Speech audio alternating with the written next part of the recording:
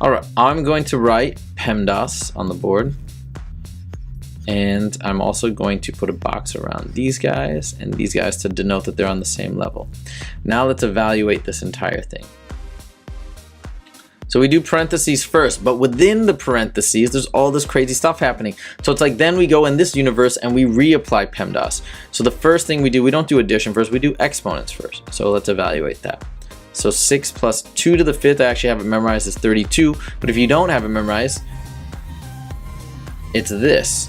2 times itself 5 times. So this is 4, 8, 16, 32.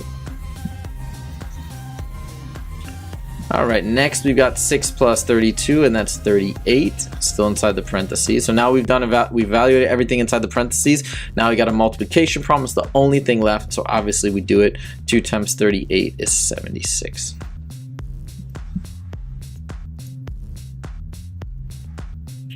Cool, now we've got 27 minus 3 squared times 2. Order of operations, there are no parentheses, but there are exponents. So that means we're doing this guy first.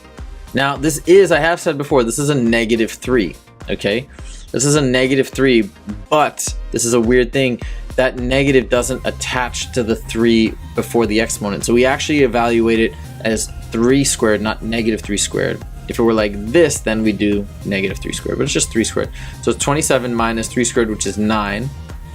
And now we carry out the multiplication since we've done exponents. 9 times 2 is 18. And now we finish the subtraction. 27 minus 18 is 9.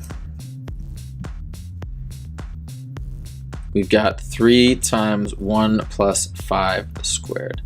All right, same thing, evaluate in the parentheses first. 1 plus 5 is 6.